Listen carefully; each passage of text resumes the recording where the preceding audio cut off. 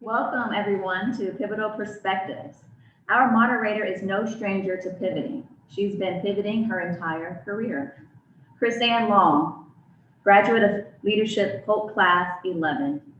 Her passion for connection, for problem solving, for finding comfort in the uncomfortable, for always finding a way to pivot can be seen in everything she does. As businesses continue to grapple with the uncertainties of 2020, she has discovered an opportunity amongst the chaos, an opportunity for positive disruption, an opportunity to change, adapt, and overcome in order to create a more welcoming environment for small businesses and entrepreneurs. Originally from Winter Haven, Chrisanne has a bachelor's degree in English from Florida State, and after teaching English and reading for 10 years as a middle school teacher for Polk County Schools, Pivot, she decided to pursue a master's degree in digital marketing from Wholesale, Pivot. She became the CEO of Maximize Digital Media, a digital marketing company, Pivot. She is the founder of Bridge Local, a small business community whose mission is to connect small businesses to the resources they need in order to be successful, Pivot. And she is the chief encourager of BeAwesomeDaily.com, a creative space for bloggers and the like. So talk about pivoting, right? This is a quote from Steve Jobs, which pretty much sums up her life. Here's to the crazy ones, the misfits, the rebels, the troublemakers, the round pegs in square holes, the ones who see things differently. They're not fond of rules. You can quote them, disagree with them, glorify or vilify them, but the only thing you cannot do is ignore them because they change things. They push the human race forward. And while some may see them as the crazy ones, we see genius, because the ones who are crazy enough to think they can change the world are the ones who do. Ladies and gentlemen, the pivot princess, Chris Ann Long. Wait, we were talking about making Sean cry. Now I've got a tear in my eye. Don't make me. Well, welcome everybody. I'm excited to be here and to be a part of this conversation with these amazing people. I have a couple of thoughts to share as we get started, just housekeeping. First of all, we are currently at Central Florida Sports Marketing, and we would be remiss to not say thank you to Mark Zimmerman and Jessica Roberts for helping us set up everything, the facilities and the tech, allowing us to get together in person and broadcast to you live today.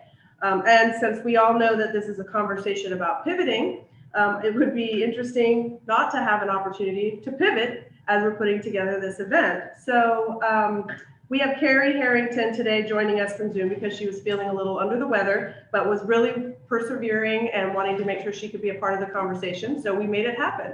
So I appreciate Carrie for being here on Zoom, and I'm gonna let our panelists introduce themselves one at a time so that you all know who we're talking to, and then we'll get started. So we'll start with Ashley. Good afternoon, everyone. I'm Ashley Bell Barnett. I am a community volunteer, have been for a long time, but I primarily represent entities in education, including Polk State College and United Way. Hi, I'm Derek, CPHer. I have the privilege of serving as the city manager for Haines City in the heart of Florida. I've been in government since 2001, and I love working to change the fabric of communities in the local government. Hi, I'm Chandra Frederick, and I'm with the Polk County Board of County Commissioners. I'm an assistant county manager over the offices of planning and development. I've been in local government for over 20 years and with the county since 2005. Hi, I'm Sean Millott. I'm the president of the Central Florida Development Council, and I've been with the CFDC since 2015, and very happy to be on this panel today. And Carrie? Hi, I'm Carrie Harrington. I work for All About Aging, which is a small geriatric care management company. So we work in elder care, and I actually got my undergraduate degree in wildlife ecology. So I thought I was going to just play with animals forever. And then I moved home. My mom actually started this business. So I pivoted to from wildlife to taking care of the elderly and running a small business. So I later went back to school and got my MBA from Florida Southern to try to make sure I actually knew what I was talking about here. And that's how I got here. Fantastic. Well, as you can see, we have a great group of people, and I'm privileged to be able to call each of them friends. So this is actually just super fun for me. But we're going to start with the first question. We'll start with Ashley, and we'll just go around just like we did, and then maybe we'll mix it up as we go. So each of you brings a unique perspective to this conversation. So in order to open up the dialogue, we wanted to ask you to consider what unique characteristics or experiences from your life and background give you a pivotal perspective. Okay, so I was kind of joking, Chrissy Ann last week to say that I'm kind of just a hodgepodge of various fields and various community initiatives. I grew up in Fort Meade, which is a tiny little town in South Polk, and went to Gainesville for college, came back. I was a first grade teacher, and then I was a sixth grade teacher. And then I moved to the district office and worked for workforce education for a while. After that, we moved out to Los Angeles. I lived in Austin, Texas for a while, came back and just sit on an array of wonderful community organizations. So it's been interesting to kind of have a bird's eye view of a lot. I always get, I say that I'm the master of none. But in that same vein, it's, working with organizations and businesses on a large scale and then working on with some that are on a much smaller scale, it's easy to pivot in between to be able to see what the community need is and how, and especially during the pandemic, just the scalability of that need. And so I feel very blessed that I've had the opportunities that I've had. I've worked with Leadership Florida, Leadership LA, Leadership Polk, been through an array of various classes to meet some wonderful people. But again, I think pivoting and being adaptable to change is one of the first and foremost qualities of a good leader and strong leader. And so more now than ever, it's been an opportunity through this trying time to be able to exercise that muscle. So that would be mine. Awesome. Yes, absolutely. And I feel sometimes that you understate the experience that you bring to a table with all of the things that you've done. So thank you for being here to share that. It's kind of somewhat funny to some people, but really I've had a very a good pivot experience. I worked for both political parties at one point in my life. So think about that being on the conservative side and the liberal side, Republican and Democrat side. So that was my first experience of really pivoting, trying to figure out which one, and I won't tell you which one I did first or second, but I did work for both political parties. Also, I ran a housing authority for a year when they lost their director for the program. So my background has not only been in the political side of things, but the housing authority, and then I worked with a very competent individual to help start a charter school, New Beginnings High School, actually where I had a vision and needed individuals, and I served as the first board chair. So I do understand the perspectives of education, also the political process and local government, and then I also have my own consulting firm. So that is part of the process as well, Derek CPH LLC, where I try to help individuals who want to be a part of local government, but also individuals who want to change their direction and create blueprints for their own life. So I'm excited to be a part of this, and I do understand pivot, especially when it's time to talk about politics. I think I'm able to talk from both sides of the coin. Awesome, awesome, great. Chandra? Wow, when I think about my opportunities, I think it's a big pivot. I think I'm very resilient. Having been in a military family when I first got married, we moved 6 times in 4 years. Each time I'm having to adjust, make new friends. It's really set me up, I think, for where I am today, because it doesn't really matter what I step into. I just have to find my way, and I find my friends, and I find what makes me comfortable, and I never feel like I'm the newcomer. And I think that's really has really helped me a lot in my career and in my social life. Sean? Yeah, and we're talking about pivot, oftentimes I don't necessarily think about it as pivot is just kind of the where life led and where it's leading me now. And in essence, after college and talking with Chris Ann through this process, you talk about kind of go deep in essence. So, after college, started in the IT industry, worked for a couple firms in Chicago. One that I don't have on the resume because I didn't leave on good terms with that employer. We won't talk about that today. It's a separate story. Again, really like being in Chicago and doing, working in the IT industry. But I was tired of gray skies and decided I wanted to do something different for a while, quit my job, and I traveled for about a year, ran out of money, and thought, what do I want to do now? And I wanted to live on the beach.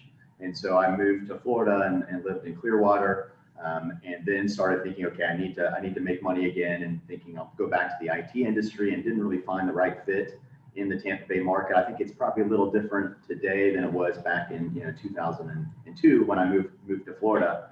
And so I got into real estate and was selling real estate on the beach.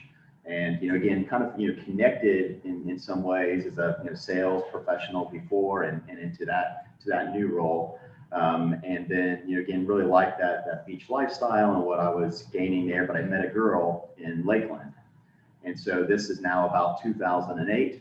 And thinking about where to go, checking out different communities, and felt like Lakeland was a really good place for to this new life with Lisa, in essence, and moved over to Lakeland. And then again, kind of in that place of like, do I start up a new real estate career here in Lakeland? And decided to get into the outsourcing industry, which is very different. But again, I had a friend and a relationship and a contact in an organization, and was able to work virtually as I'm is to get that experience.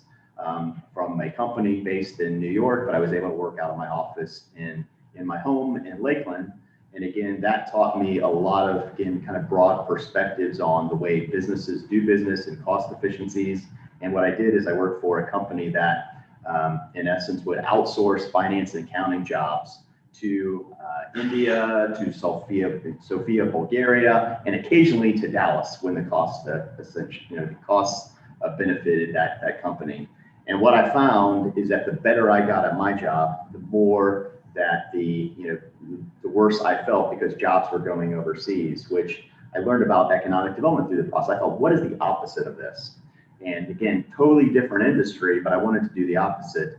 And I had a friend, Tom Woodrich, who told me about his friend, Amy Palmer, who worked at the Central Florida Development Council, about what they do in economic development. I'd never heard about it before. And again, that led me to want to pivot to a new career path. And I found a job at an economic development group in Pasco County. And so I started working in Pasco County, but while being here in Polk. And that kind of opened my eyes to community, economic development, and then had an opportunity from working there to work at our state economic development organization in Enterprise, Florida, which helped me be a part of working in 67 counties around the state. Ultimately kind of leading me back to the Central Florida Development Council, where I'm at today. And so again, it is a pivot and change, but in essence, all kind of connected and linked together through relationships and connections and people that I've met along the way. And again, I think that's what's so beautiful about this area, is that you can do that. You can get involved in the community like Polk County and really connect in with other people and help kind of be a part of your success journey. Awesome, great. Carrie?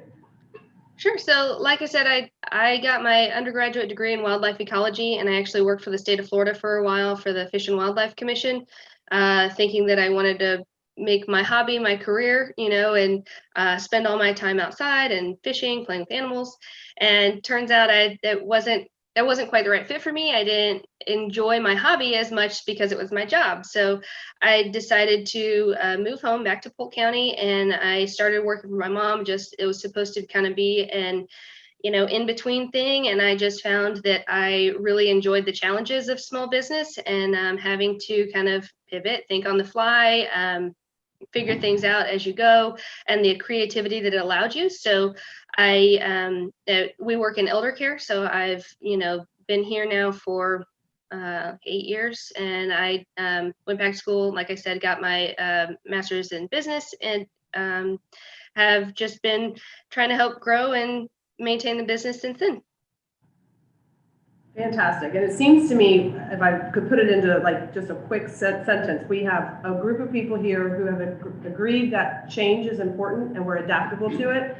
And then we see opportunity instead of problems. So all of these things probably happened amid emotions and challenges and feelings that maybe were positive, maybe weren't, but we moved forward and did the things that we did to pivot, and not to feel like we're overusing the word, but we have to emphasize it, because that's exactly what it feels like as you're moving through life. So the next question is going to be for Carrie and Ashley. And so we're going to start with Ashley. We invited you here today to discuss pivotal perspectives, and I think it would be helpful for us to hear in your words what you bring to the table when you think of the term pivotal perspective. Okay, so first things first, I think you just summed it up when you said most of the people here are adaptable to change, and it's important because organizations and communities are changing as ongoing change, and so we have to be ready and not set in our ways, and we have to look beyond, and especially in this time of pandemic and other sensitivities in our culture. I think that it's more important than ever to be that way. So pivoting means of crucial importance in relation to the development of success of something else. I say that because, so kind of my role prior to COVID was, eventing, fundraising, being informed. We were all over the county. We've lived in Winter Haven, Lakeland, Fort Meade, and so everything is 30 minutes drive, which is great. And then when pandemic happened, I felt like everything changed in the blink of an eye, and that also changed the way that we handle our relationships throughout the community. I was telling Chrissy Ann before, having 4 to 5 events a week and really being out there. And then we went to working, 4 to 5 Zoom calls within, 5 hours, and how to get basic needs, basic resources to the donors that we serve. In a way, it was humbling because as serving on any type of committee or any kind of foundation or nonprofit, you always want to be aware of the sensitivity of the donor's need. You never want to get too far apart from what we're actually providing for the donor and making sure that they are our client. We are not serving anyone else but them. And so to go back, I think one of the main initiatives was hunger relief.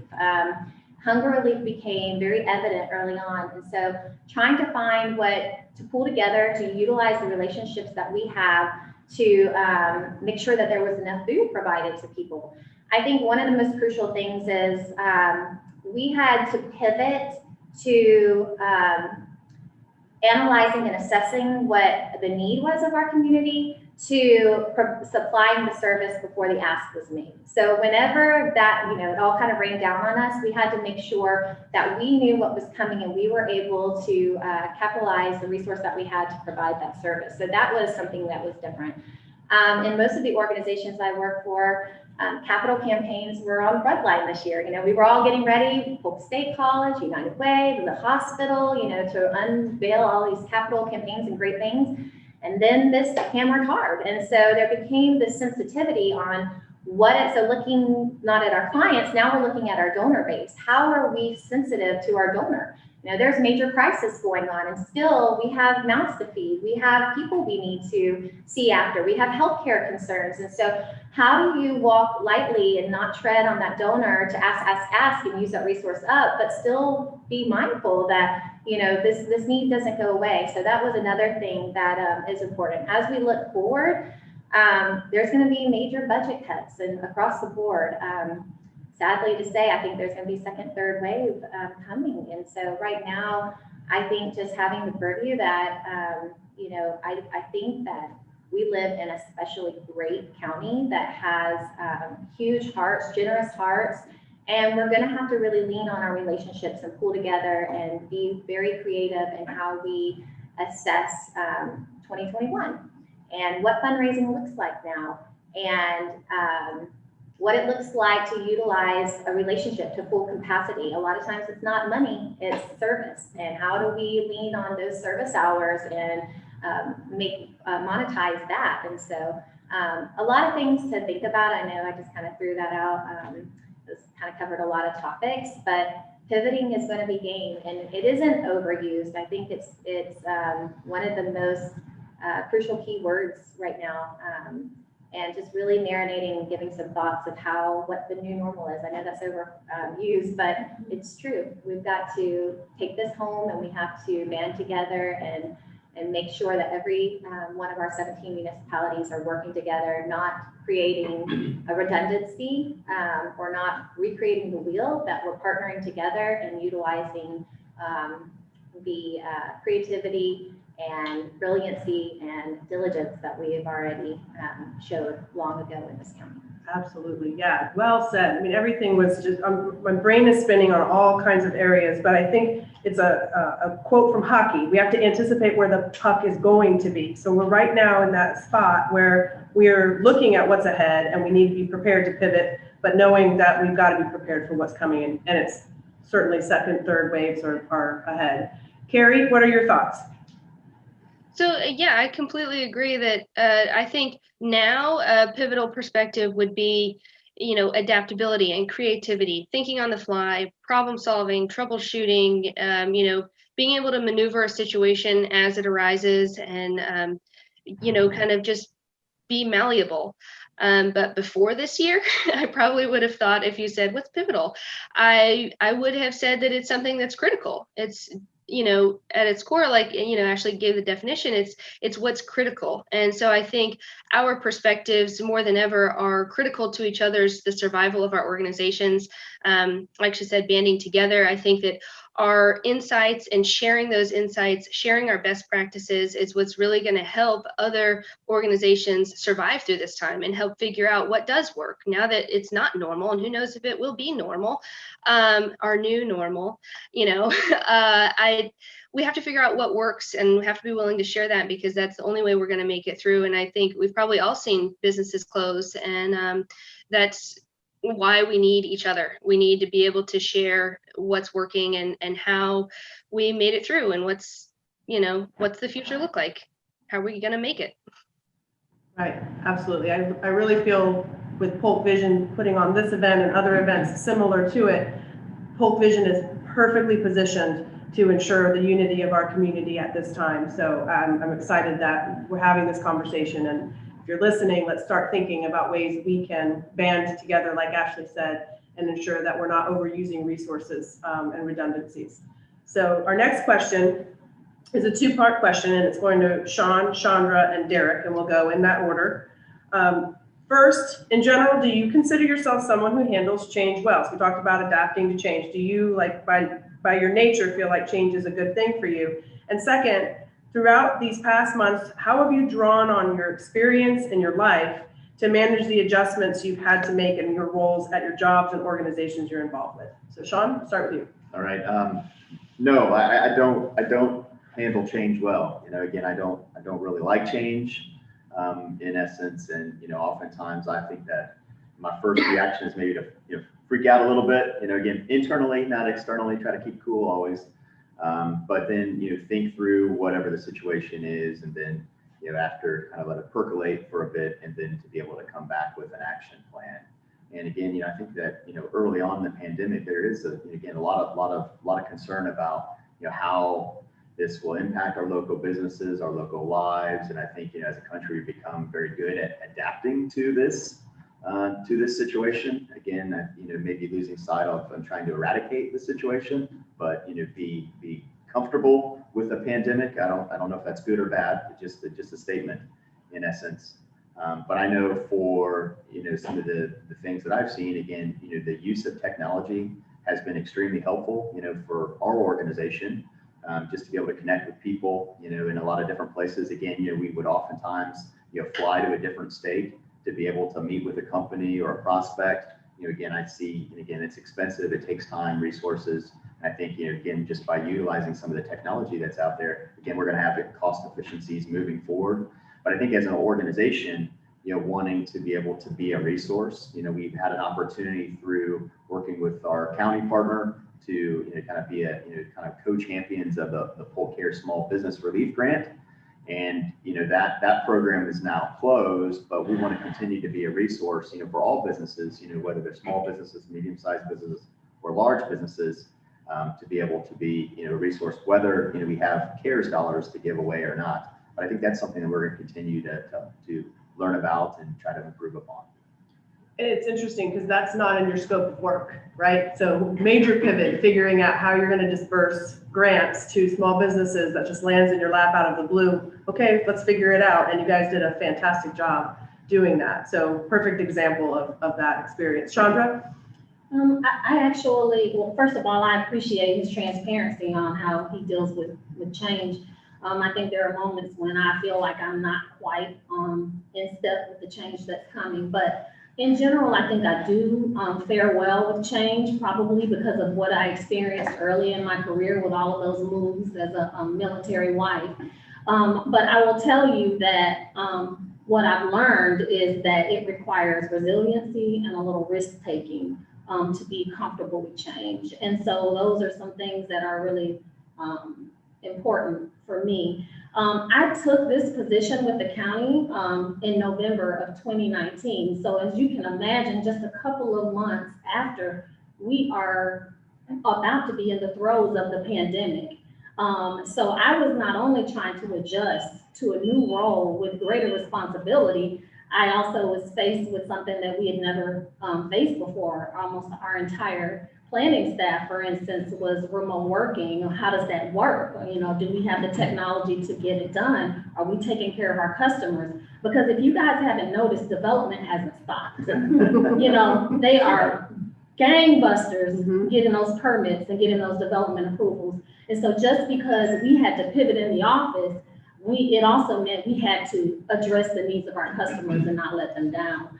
So I think that the resiliency, my comfort with risk taking, saying, hey, we're going to do something different. I know we've not done that before, but let's just take a chance and see if it works. If it doesn't, we'll try something different. So that's been really important for me over the past 8 months or so while we've been in this pandemic, to just recognize that change is coming and that sometimes you just got to try something new to get something new. Yeah, absolutely. Well said. Derek.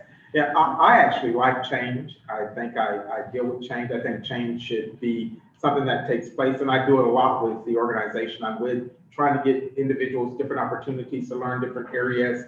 You may find yourself being in finance, and now I put you in Parks and Rec, just so you can gain better skill sets. That's something that David Green, who was the former city manager of Winter Haven, did for me. I mean, I was in charge of every department at one point in the city of Winter Haven because he believed that I had those skill sets to improve. So I believe that that's important. And if I see a person in an organization that I think should be at a leadership role or thrive, I'll take them out of their comfort zone and put them in an area that they have no desire to be in, because I think that it's important. And if they don't succeed, we move them back. But I've given them the opportunity. So I do like change during this pandemic.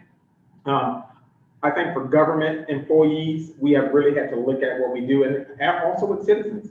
They believe that no matter what the pandemic came, COVID came, that every single employee still should be sitting in the office right on top of each other, not concerned about if they have children at home or if they have a grandparent at home. So for me, I had to be able to communicate to not only the elected officials, but to the residents of Haines City that we have lives too. And although my son is out of high school, I still needed to be aware of that frontline employee that may have had a child that was in elementary school. And now that school is closed, what are they going to do?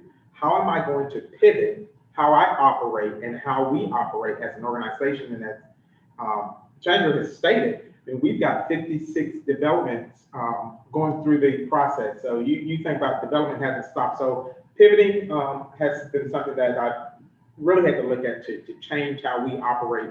And I think it's going to help us in the future. Absolutely. And I think what you and I shared when we were talking and getting ready for this is that empathy to the outcome. So if I make this decision on the front line, how is it going to impact everyone else? And that is an important part of the leadership process that we're going through. Not just, well, I want to make this decision, but this decision is going to impact all of these people. Well, let's move on to the next question. This one's going for Carrie, Derek, and Sean. And it's a little bit of a longer one, so I'll read slowly. I don't want to read too fast. We've heard a lot about how businesses and organizations are finding ways to use their pivotal perspectives to navigate through the challenges presented by the pandemic, the social unrest, and the polarization that has become so prevalent in our current climate. How have you maintained your optimism, and what strategies have you used, or examples from history have you called on to make lemonade instead of feeling unnerved by the enormous amount of lemons that you may not have planned for? Carrie, we'll start with you. Sure. So I think we took a strategy of kind of put the oxygen mask on yourself before you can help anybody else. So we focused a lot on self-care and taking care of our team. One of the favorite things that we did was we had a Marco Polo chat. Marco Polo is like a video group chat platform. And so with our team, and we're somewhat of a small business, but not somewhat, we're small business. We had all of our employees join Marco Polo, and we had this chat going where people were showing us, their dogs and their kids and their backyards and their chickens. And it was really fun to get to see each other in a different way and really connect and build relationships in a way that we hadn't, even with employees that we'd had for a little while. Like you just kind of suddenly learned a whole new side of them. So I love that part. We did other things for employees. We had team yoga once a week, socially distanced. And then we paid our employees for their walking miles, because we used to pay their driving miles and clearly they weren't driving. So anything that they walked, we would pay their mileage. And interestingly enough, at the beginning of the year, we did a vision boarding project. So then, of course, like of all years, it was like, how's your vision boarding going? So it's kind of fun to touch base on that. But I think in hindsight, it was really great that we did it when we did, because it gave us something to look at and reference as like, this is where we wanted to go. Let's make sure we're going there no matter what else happens. So kind of a good point of reference to keep in. I mean, we kept them in all our offices, so we see them every day. Well, now that we're there. For a while, I guess we didn't. But and then outside of just ourselves, I think we took an attitude of like, I know we can't do a lot, but what can we do? And one of the things that we came up with was to give credit where credit is due, and to focus on our gratitude. So I'm sure you've heard of like gratitude journals and stuff. We tried to figure out who are we thankful for now. And banks for those PPP loans. Thanks, guys. That was awesome. And the county, that one too, the CARES grant. So we did thank yous for other businesses and organizations, even if they didn't, it wasn't necessarily like a business thing. That they hadn't really given us anything, but we knew that they were spread. I mean, obviously other healthcare workers or the facility staff who just, they were working there before, but they didn't have the support that they used to have. So I don't know, we tried to just focus on what can we do? Let's take care of ourselves, and then what can we do? We can't do our normal stuff, but there's got to be something that we can do. And just doing anything to brighten people's day. We sent a lot of cards to our clients and facilities and to their families, just like checking in. How you guys doing? Just a handwritten note. What do how's your week going? I know you can't see your mom. I'm really sorry about that. What's going on in your world? Just trying to touch base with them and keep it personal, keep it human. We're just different things that, helped keep things positive. Awesome. Yeah. I mean, the work that you're doing at this time has probably been one of the most challenging areas because of the working with the elderly and the families and how we're getting around all of that. So kudos to you and your team for finding those ways. Derek, we'll go to you next. Yeah, I look at it as twofold. I'm an optimistic individual. So I always try to find the positive in every single situation, regardless, and that's just been my life. And part of your question deals with the unrest. I say that we have two pandemics. We have the COVID-19 pandemic, and then we have the social unrest in our country. And we also have the how can I say it, we have political parties fighting against each other when our primary purpose should be about finding solutions. And so during this pandemic, I've been trying to have candid conversations, not only with my family and friends, but people in the workplace, people that I've never had conversations with. And so the only way we are going to be able to bridge the gap is if we have these conversations. And Jeanette and I have had a conversation about how do we bridge the gap? Have you ever had a real a dinner with someone of the opposite race, religion, sexual orientation, political persuasion, just to have a conversation? We're all human. And during this time where there is so much going on in our country, these are times where we have to look at ourselves and say, what are we doing to change the very fabric of our communities? And so those candid conversations are being held with some of my leadership team. We're sending out conversation starters just so people can see what's going on, because you just don't know what a person is dealing with. And the individual that you may see every single day, that may be the only time they interact with a person of a different race, color, creed, culture, or religion. And so I tell people, regardless, no matter how you stack up, whether your race, your color, creed, orientation, I want to treat you with the utmost respect. because you're a human, and I want to do that. And so as we see this, political persuasions are causing problems, racial issues. I work for the government. I support the police. I support the fire department, but we can still have a candid conversation about those who may not do us right in their roles, because there are people in city manager positions that are not doing what they're supposed to do. They are elected officials. There are regular employees that are doing something regardless. So it doesn't matter if you are a custodian or you are the CEO. We should be able to have those kind of conversations and get through some of the minutia of what's causing us to be separate. Yeah, that's powerful. Thank you for sharing that, because I really wanted to get into a little bit of that unrest that we're dealing with and call it out. And sometimes it's hard to call out those uncomfortable conversations because you don't know how the other person's going to react. But if we start the conversation with, hey, the person on the other side is human too, Yeah. we're probably going to be okay, but we've got to do that. So thank you for sharing that. Sean? Yeah, well stated, Derek. Again, appreciate your perspective. But like Derek, I'm a natural optimist and typically see kind of the positive, opportunities within a situation. But early in COVID times at a board meeting, we had a board member share. Pete Francis shared a saying that he found power in, and again, he shared it, and again, I thought I'd share it today and get kind of an inspiration, for a difficult world, by Dan Sullivan as strategic coach. But it goes, forget about yourself, focus on others. Forget about your commodity, focus on your relationships. Forget about the sale, focus on creating value. Forget about your losses, focus on opportunities. Forget about your difficulties, focus on your progress. Forget about the future, focus on today. Forget about who you were, focus on who you can be. Forget about events, focus on your responses. Forget about what's missing, focus on what's available. Forget about your complaints and focus on gratitude.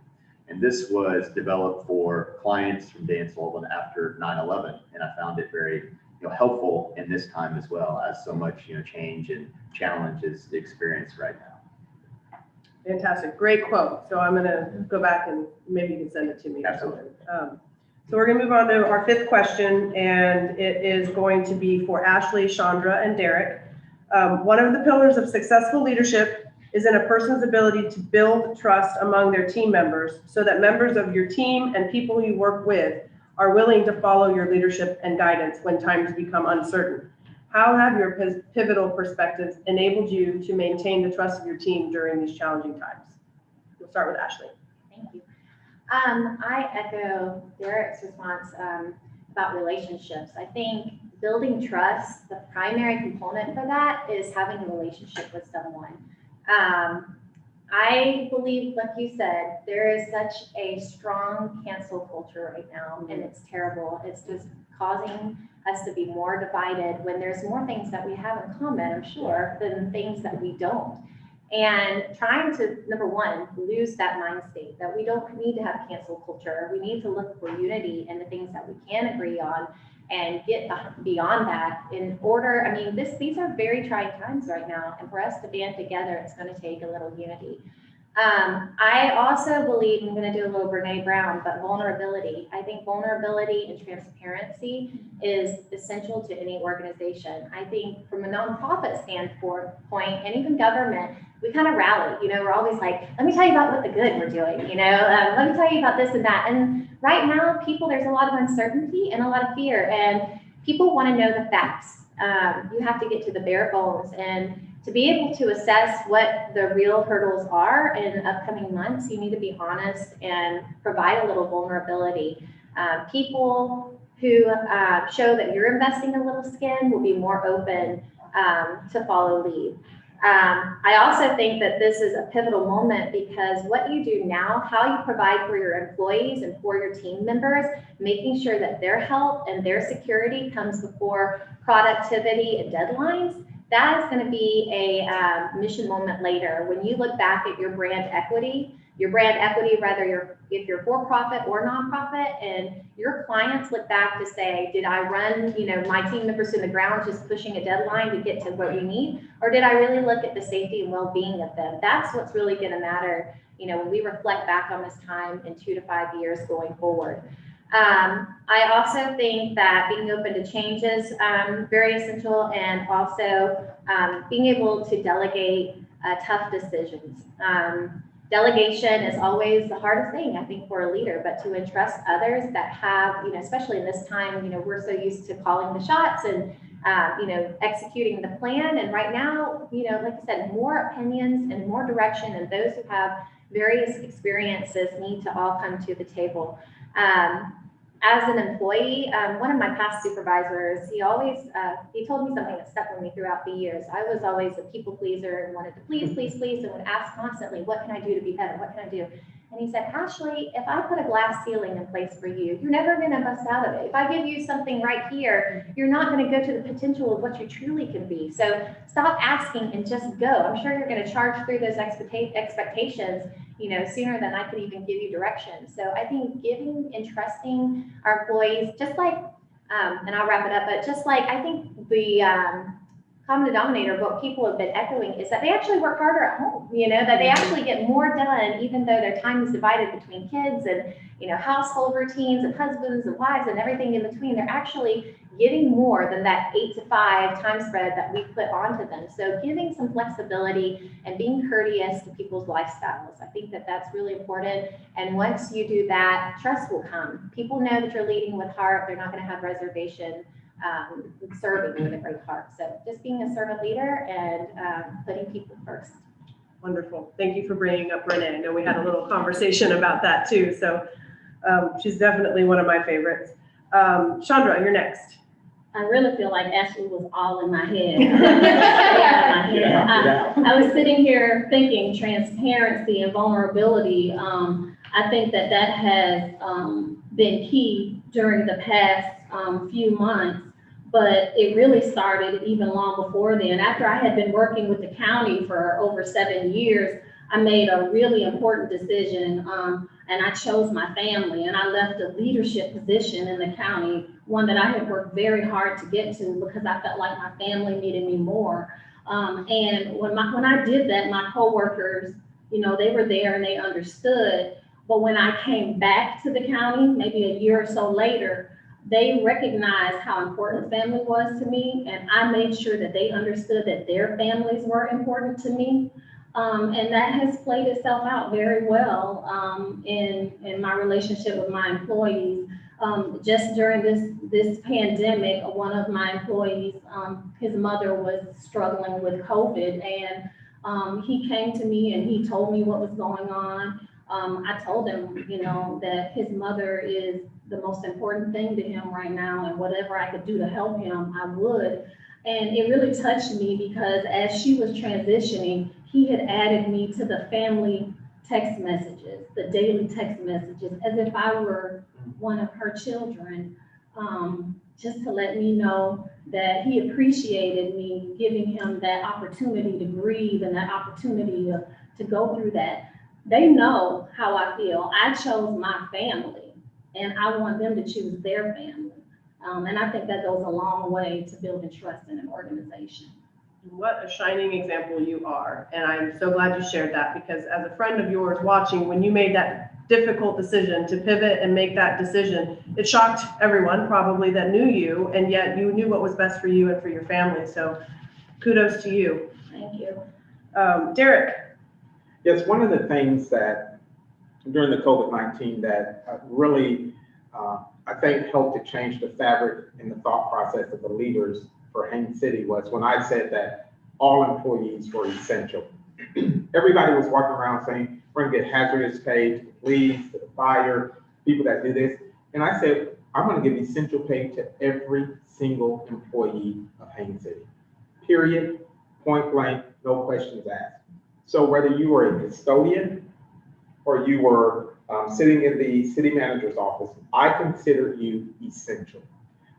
The police and fire, yes, they are going out doing things, but the individuals that are in landscape services, maintaining the parks and rec, they have to clean up the restrooms, the employees in utility billing who's taking the money from residents paying bills. So I made a conscious decision in my mind that because we were government and we had to still be involved and take care of the residents of Haines City and the visitors, all of you will be considered essential. And so we did essential pay, And having a finance team led by Tavia Connor that says, yes, there are resources available.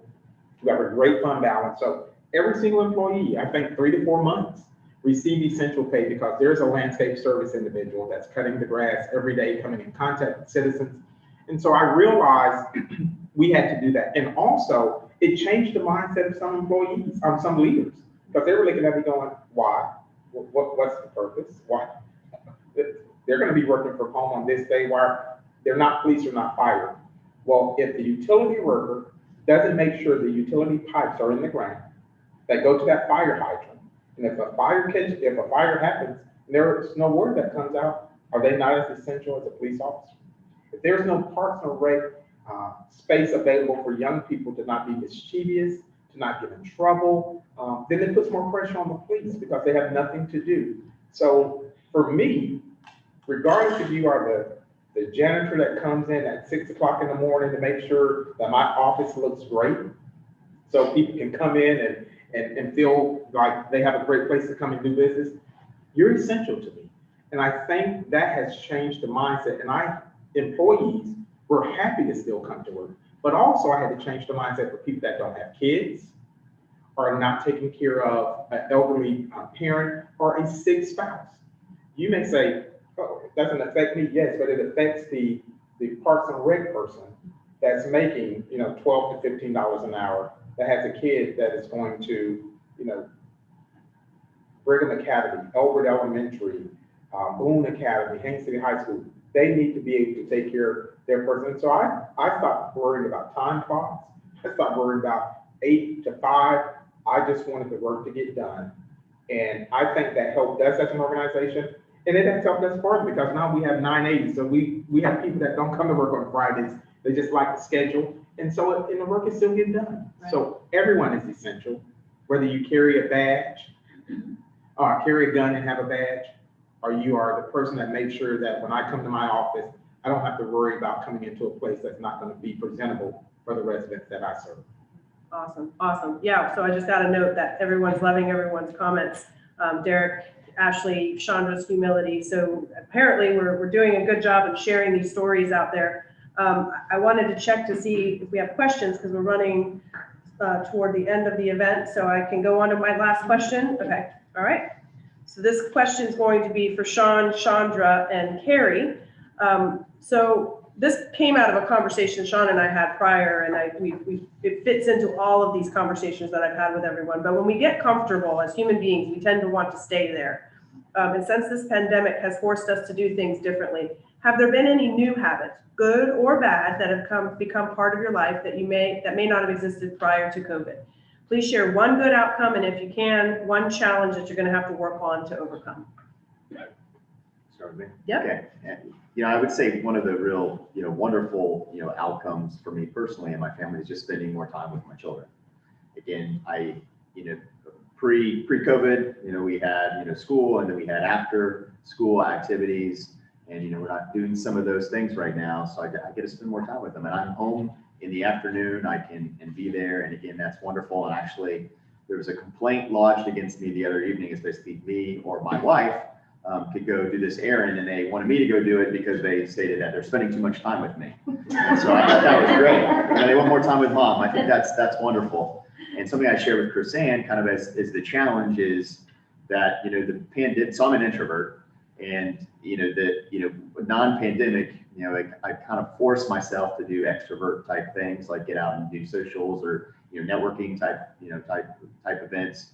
And so again, really, schedule lunches and whatnot. But I think in pandemic, I kind of can very much so easily revert to what's comfortable, is disconnecting with people. I'm happy to connect via Zoom call instead of meeting in person. And so in some ways, I really like some of the things that, that this pandemic has brought on. Again, but I know that for me as a person, it's not healthy, to be inwardly focused. And so, I think those are some of the challenges, that I've experienced personally. Yeah. Chandra? I think most people who know me, they wouldn't describe me as an introvert. I wouldn't either. However, I am a homebody. So during this pandemic, I was like on cloud nine. I didn't have to go anywhere. Instacart was my friend. I mean, I was loving it. It is gonna be a little bit difficult for me to transition back to doing a lot of things. I go to like 3 church services because all you gotta do is hit Zoom. So, I mean, I don't know how that's gonna work out for me. So, you know, in terms of something for me to get prepared for, I think I'm going to have to readjust to being in your faces all the time. I'll have to do that. But one of the good outcomes has been, I would have to agree with Sean, spending time with my family. My husband is at McDill and they had been working from home almost since March. And so it was really nice because he used to get up at 5 o'clock and leave. I get an extra hour or 2 just because of him not commuting, and it's just been wonderful. And it's also, I mentioned, I think, to the group before we started, I do like a happy hour Zoom with my friends. I'm connecting with people, I'm connecting with family that I don't get to talk to or see on a regular basis. I think when this is all over, we'll continue to do those things. And I think if we don't all come out with something that we didn't do before, that we did during the pandemic, we'd be crazy. I think I posted that once on Facebook when this first started. What's one thing that you started doing during the pandemic that you think you'll continue? For me, it's Instacart. I definitely will continue to do Instacart. Awesome. I'm just thinking about you just being so happy at home. I mean, pushing that button. I never worked from home. I pretty much went to the office every day, but the standing joke in our family was, did you get out of your daytime pajamas and put on your nighttime pajamas? That's awesome. Carrie, what do you have to share? So obviously I shared a lot of the good things that came out of it. I think it's just on us to maintain that and to be intentional about keeping that culture alive that we created. Is a challenge in itself because I do think sometimes it's easy to slip back into how things were, but I want to maintain that.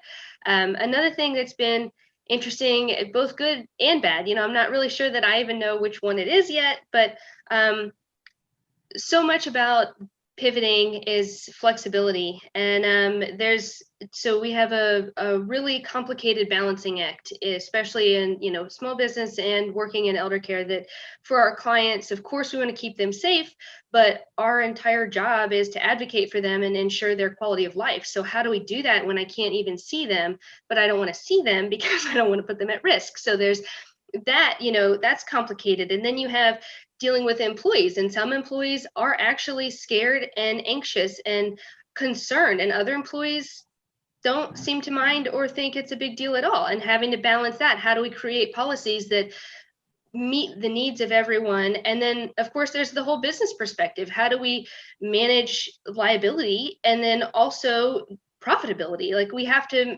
earn money to pay these people to keep them here, but I don't want them to go visit our clients because I don't want them to put them at risk. So how do we figure it all out? Like, how do we prioritize this and put it all together and make sense of it? And that, I think, has been really, really hard. And I don't know that we've gotten it all right all the time, but I think one thing that I think we've kind of figured it out is that I'm not sure we're as flexible as we think we are. I think at some point we had to kind of stop being flexible. We had to say, no, we can't meet everybody's needs. I can't make it perfect for you and for everybody. We can't have 12 policies. We have to have one, and we have to all work within it. And so while we can be open and transparent, and I'm trying to explain it, this is how it's going to be, and so I think that was kind of a paradigm shift for us. I think, like I referenced earlier, my mom and I run the business, and typically when we're interviewing people, and our current employees, if they're listening,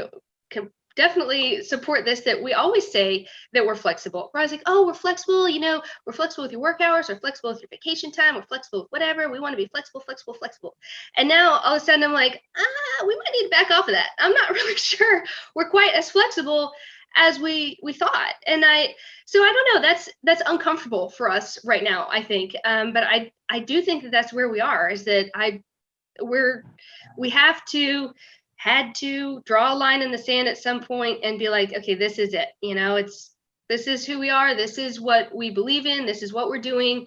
And, we got to work within it. So but that's that's been challenging. So I think that's a good and bad. And I think we're still kind of working through like, what does that feel like? And how does that look like for our future? Do we want to keep that?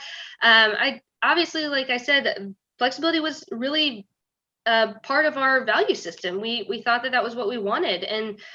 But you can't pivot forever. You can't just spin and spin and spin and spin.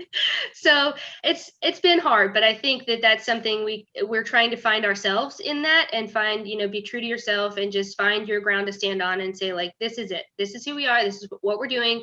And even if it's 8 months or 14 months, this is what we said we were going to do. This is what we're doing.